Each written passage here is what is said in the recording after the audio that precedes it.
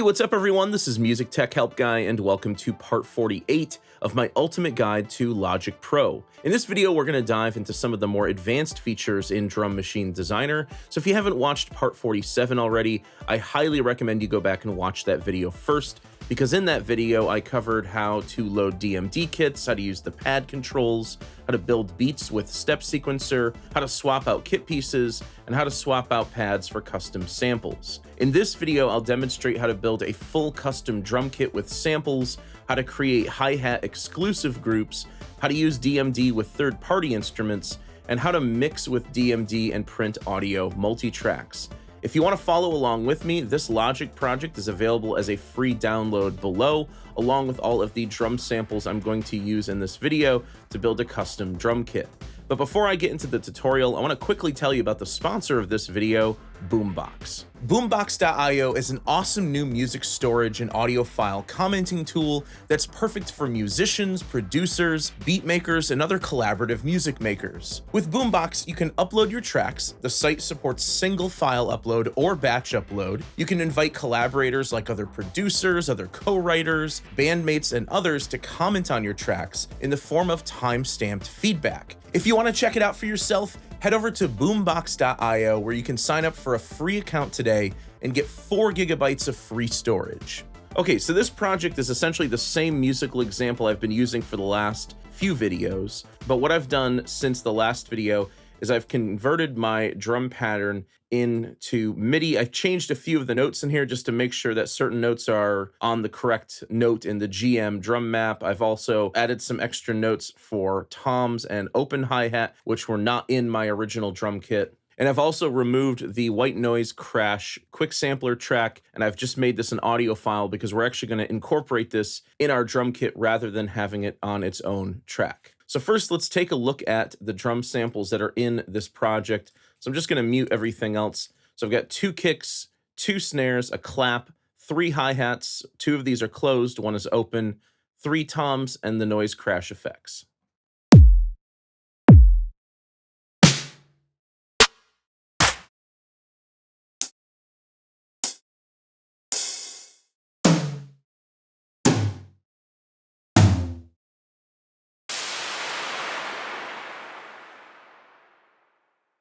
So the first thing I'm going to do is show you how to take drum samples like this, whether they be in your Logic project or whether they're in a Finder window on your computer, or maybe you're dragging and dropping them from a sample app like Splice. All of these different methods will work. Now, one method I want to show you that's super quick, but it's not necessarily the most accurate way to do things, is you can actually just drag over all of your samples. And then what you can do is drag them down into the track header, and you'll see an option for Drum Machine Designer. If you do this, what this is going to do is it's going to auto map all of those samples, and it's a very quick way of doing things, but it's not necessarily going to put the kit pieces on the correct notes, at least not following the GM drum map. So let's just create a new software instrument, and then I'm actually going to load up Drum Machine Designer right here on the instrument tab. So I'm going to load it up here, and I have a completely empty drum kit. So now what I'm going to do is start dragging and dropping in these samples on the correct kit pieces or the correct pads inside of Drum Machine Designer. So the first kick is the hard kick. This is the main kick. And I'm going to put this on C1 here. So just drag and drop that in, just like so. And you can give this a custom name if you want. I'm just going to call this kick hard. And you can see there, if you type in a hyphen, it'll actually put the descriptor down below the name of the instrument, so that's pretty cool. I'm going to click the button here to go over because the second kick is actually on F2. So I'm going to drag this one on F2. This is the soft kick. It's sort of like a filtered kick. So I'll type kick dash soft, and there we go. Then I can go back. We have the primary snare, so I'm going to put that on D1. And yeah, we can just call that snare 1. That's totally fine. Snare 2, I'm going to put this on E1. And again, I'll just rename this snare 2. I have a clap, which I'm going to put on D sharp 1. I'll just call this clap. Now, hi-hats are typically going to be on F sharp 1, G sharp 1, and A sharp 1, with the open hi-hat on A sharp 1. So that's what I'm going to do. I'm going to load this first hi-hat on F sharp 1, the second one on a G sharp 1, and the third open hi-hat on A sharp 1. So I have hi-hat closed 1, hi-hat closed 2, and hi-hat open. Now for the toms, typically you're going to use B, A, G, and F1 for your toms. I'm actually going to start on A because I just have 3 toms. So I'm going to use A1, G1, and F1, and these are labeled percussion 1, 2, and 3. So tom 1 will go here, tom 2 will go here, and tom 3 will go here. Now, by the way, the reason why this is giving these kind of weird names is because I already did this whole thing off screen, so it's trying to relabel my samples with a second number since I've already dragged these in once. So if that happens to you, don't worry about it. It won't happen if you're working in a brand new project. And then for the noise crash effect, I'm going to put this on C sharp 2 here, and there we go. So let's play all of these notes in the kit, and let's make sure that they've all mapped. So there's the hard kick, the primary snare, the clap, the secondary snare, the 3 toms, the 3 hi-hats, the noise crash effect, and then on the second page on F2 is the secondary kick. Now, as long as you've mapped all of the samples properly on the correct pitches, the drum pattern here should work. So I'm just going to drag this whole drum pattern up to the Drum Machine Designer kit, and I'm just going to rename this DMD, and I can delete the drum pattern MIDI track since there's nothing on that. And let's give this beat a listen and make sure that all of the drums are on the correct pitches.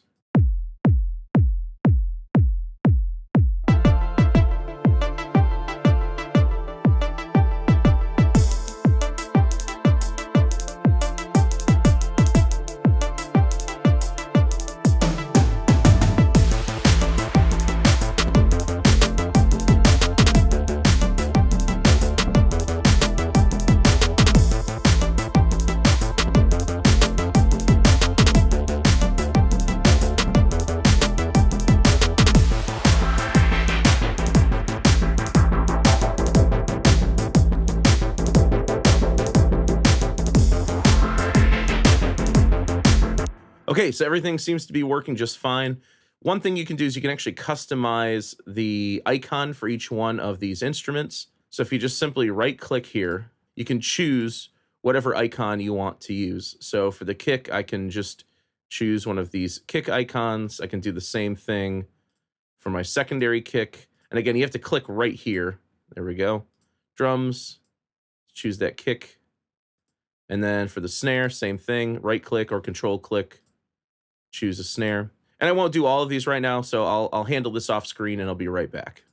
Okay, so off screen, you can see I labeled all of the pads with corresponding icons that match the instrument. And one of the other things that's really cool about this is if you want to continue on and still build this beat further, if you create a new pattern region and open this up, all of your custom samples will load up just like any other Drum Machine Designer kit in the step sequencer. So you can still program your beats in step sequencer and not have to deal with the piano roll. I'm just using the piano roll now because I needed to convert this to MIDI in order to change a few things. And then you can further customize your samples if you like in Drum Machine Designer, or just like the pre-made kits, you can open this up as a track stack and you can add effects to each one of these. You can add reverb, you can add delay on these pre-assigned sends, or you could just do your own thing, add whatever effects you want, adjust the levels here. So I'm going to go ahead and do that now. I'm going to just kind of mix a few of these and get the drums in a good relation to each other.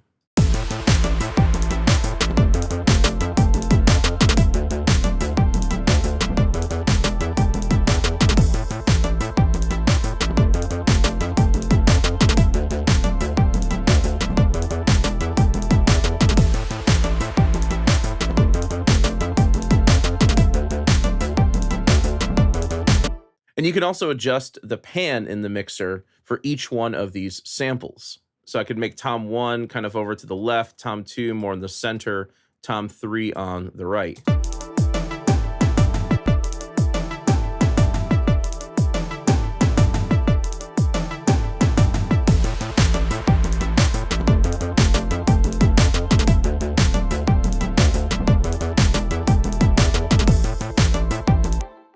Okay, next up, let's talk about how to use and create hi-hat exclusive groups. These are sometimes called choke groups because this is an effect, it's a sample programming effect that mimics the natural way that a drummer would play a hi-hat. So a real drummer, if they play an open hi-hat followed by a closed hi-hat, they're using their foot to close the pedal on the hi-hat, which is going to choke the open hat. So you get sort of like a tst type effect, an open hi-hat followed by a choked closed hi-hat hit. So we want to mimic this in drum machines because otherwise any open hi-hats are going to just overlap closed hi-hats, which is going to sort of give you less clarity in the hi-hat part.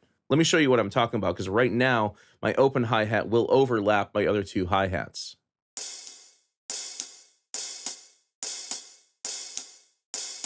So you can hear that that open hi-hat is overlapping the two closed hi-hats. Fortunately enough, in Drum Machine Designer, creating hi-hat exclusive groups is super easy. All you have to do is click on this little settings wheel here, and you'll get an option that says exclusive group. So there are 8 exclusive groups. So you can think of an exclusive group like a monophonic group. It's like putting certain drums in your kit in a separate monophonic group. So only one sample is going to play at a time for any of these samples in this group.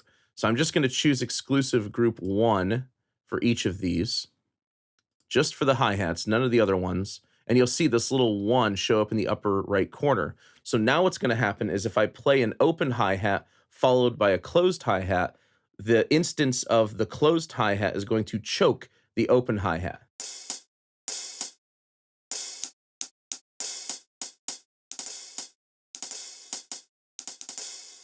So this will give you a more realistic hi-hat sound that sounds more like a real drum kit.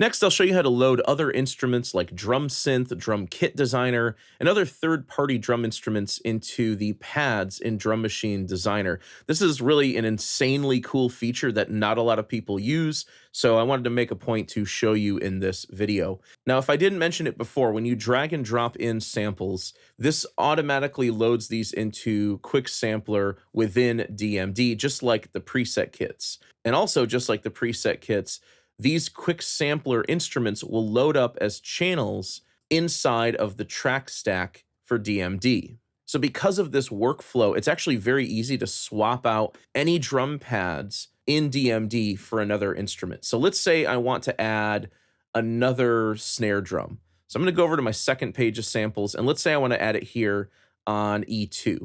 What you do is you click on this plus button, and what this is going to do is it's going to open up the library because it's assuming you want to add in another kit piece. We're not going to do that. But if you scroll down to the bottom of the track stack, you'll see that this has added another channel, and this is the new channel for this new drum pad. So I can double click on this and I'll call this snare 3 because this is going to be my new snare drum. And if I select this channel in the track stack, you'll see that the instrument is blank. So what I can do is click here and load up any instrument I want. So I'm going to load up Drum Synth. Drum Synth is a drum synthesizer. So instead of using samples to generate sound, it uses a built-in oscillator and other effects. And you can customize the tone of each drum sound using the macro controls here. Now, normally when you use Drum Synth, it just opens up as its own separate instrument. But Drum Synth will work inside of Drum Machine Designer natively, and its UI will show up here in DMD just like Quick Sampler does. So for example, I could just choose snares and claps. I could choose one of these presets. I can customize the tone of the preset just by messing with these knobs. And there we go. I have snare 3 that's on E2. But let's say I wanted an acoustic snare here instead of an electronic snare. Well, you can do that too. All I need to do is go down to that snare channel again, remove Drum Synth, and then I'm going to replace it with another instrument, maybe Drum Kit Designer. Now, Drum Kit Designer is going to be a bit more complicated because it's not natively compatible with Drum Machine Designer in a sense that it doesn't load its UI down here. So you actually have to do a little bit of work within Drum Kit Designer separately, and that's totally fine if you're just trying to get a few acoustic samples in here. So let's say I want this snare drum, this acoustic snare. I'll sort of customize it a bit here. Okay, but here's the problem. This snare in Drum Kit Designer is going to be triggered by D1, the same as any other snare drum in Drum Kit Designer.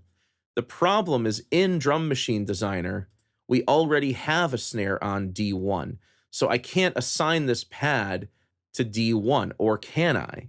If you look at the bottom of each pad, you'll see a note for input and a note for output. The input note is the MIDI note that will trigger the pad in Drum Machine Designer. So if I want to keep this on E2, I'm going to want to make sure that the input is set to E2.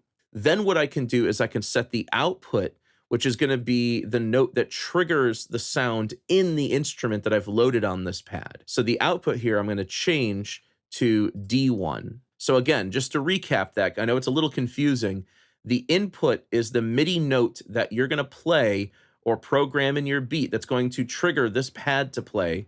And then the output is the note that's going to trigger the sound in the instrument that you have loaded on this sample. So with an input of E2 and an output of D1, I can play E2 on my MIDI controller and it'll trigger just this snare drum. And you don't have to worry about this snare pad interfering with your primary snare that's already on D1. And the best part about this is it also works for third-party instruments. So instead of loading up Drum Kit Designer on this channel, I'm going to go ahead and remove that. I'm going to load up Contact from Native Instruments. In Contact, I can choose a third-party drum instrument. I'm going to go with this one here called Empire Breaks. So I load up that instrument. I'll load up a drum kit within that instrument. I'm going to go with this one called Like a Tiger kit. And there's a snare drum here. Now this note is also on D1. So I'm going to need to program that snare the same way I did with Drum Kit Designer. So the input's going to be E2. The output is going to be D1. So now when I play E2 on my MIDI controller, it triggers the sound on D1 inside of Contact. Or maybe I want to load in another kick drum here instead. I'm going to load up another instrument here. This one is called Kick 2 from Sonic Academy. This is pretty much one of the best kick drum designing plugins out there.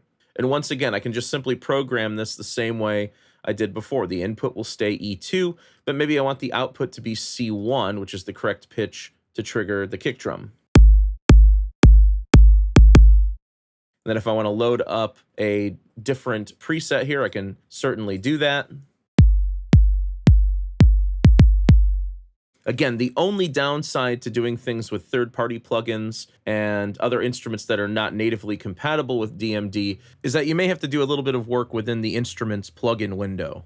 Now, I don't actually want to use any third-party instruments in my kit, so what I'm going to do is click here and then select Clear Pad. And then all I need to do at this point is just delete that channel from the track stack, and that will completely clear out the pad as if nothing was ever loaded on it. Lastly, I want to talk about mixing and adding effects to your custom drum kits and how to print audio multi-tracks from Drum Machine Designer. So I already mentioned that you have full control over the volume, the pans, the sends, and effects in the mixer, but by default, there are no effects on any of the channels, unlike the preset kits you'll find in the library. Now, if you work in DMD, you'll see that you can customize the sample using Quick Sampler Main or Quick Sampler Detail. But if you go to the pad controls, you'll see on the right there are the main four: volume, pan, reverb, and delay. And these just control parameters in the mixer, just like I demonstrated in the previous video. However, the effects on the left side are actually paired to effects within Quick Sampler. So you can't really add custom macro controls for effects you've added to your custom sample kit, at least not easily, that is. So you're going to be limited to just adding effects in the mixer, which is totally fine for me. For example, I may want to beef up the sound of my toms with some EQ. So I'll go ahead and just add the channel EQ to this.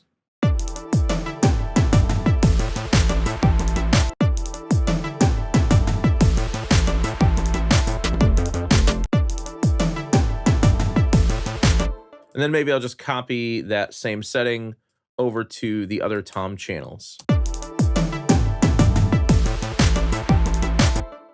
So with custom drag and drop kits like this, you can't really add effects inside of DMD and use the macro controls or the pad controls in there. You have to manually add your effects out here in the mixer, but that's the way you would normally do things with the full drum kit anyway, so it's not really that much of a loss. Now, if you want to have your drums in audio format rather than on a single MIDI track going to subtracks in a track stack, you can do this by printing these channels in Drum Machine Designer to new audio tracks. So what I'm going to do first is count the number of tracks I have that are actual drum tracks in my kit. So 1, 2, 3, 4, 5, 6, 7, 8, 9, 10, 11, 12. So I have 12 total instruments or 12 total pads in my Drum Machine Designer kit. So what I'm going to do at this point is I'm going to create 12 new audio tracks. And you can see all 12 of those tracks here. Now, if you want at this point, you can go ahead and rename each of these audio tracks just like the corresponding track in the track stack. So I'd call this kick hard, kick soft, snare 1, and so forth and so on. So I'll go ahead and finish that up off screen. Okay, so I've renamed all of my audio tracks, and I want to make sure that these tracks are in the same order as the tracks in the track stack, the sub-tracks in the track stack. I also want to make sure that the inputs for all of these are set to stereo because the outputs for all of these are stereo. And then what I'm going to do is with all of these tracks selected, I'm going to click on the input and then hold Option and select a bus. So I'm going to start here on bus 3. And by holding Option, what this will do is it will cascade the buses in a sequence, so 3 through 14 in order. Now what I can do is I can select all of my channels inside of Drum Machine Designer and set their outputs to those same buses. Now you can actually do this from the channel outputs or from the sends. Either way will work.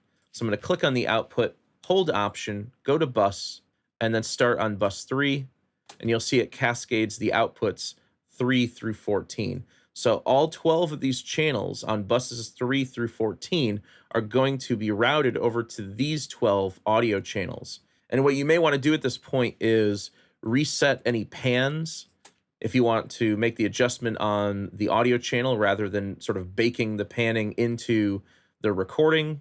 You may also choose to reset your volume levels if you don't want those volume levels baked into the recordings. I'm going to leave my volume levels as is, but I will reset the pans on my toms there.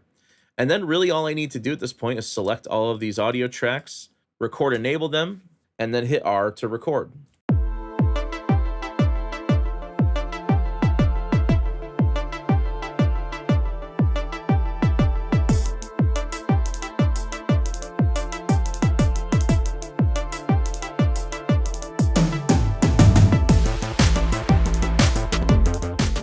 Okay, so before I finish that recording, I want to point one other thing out here.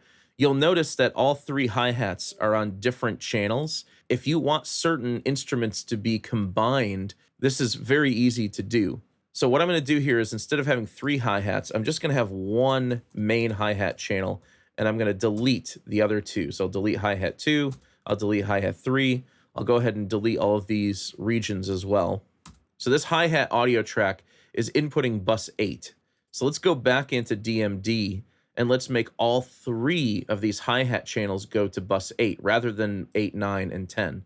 So I'll just change these to bus 8. So now all 3 of these are going to bus 8. And when I hit record, this is going to sum all 3 of those hi-hat channels down to a single hi-hat channel.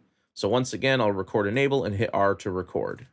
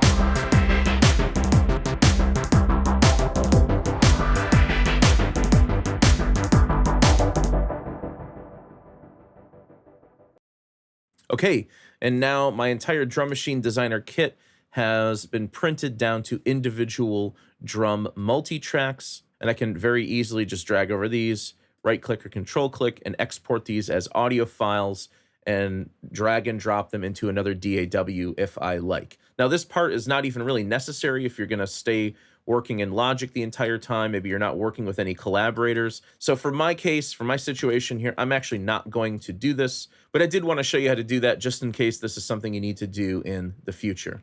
So those are the advanced features in Drum Machine Designer. I hope you enjoyed this video. If you did, please leave it a thumbs up and subscribe to the channel to see more content like this. As always, thank you so much for the support, and thanks for watching.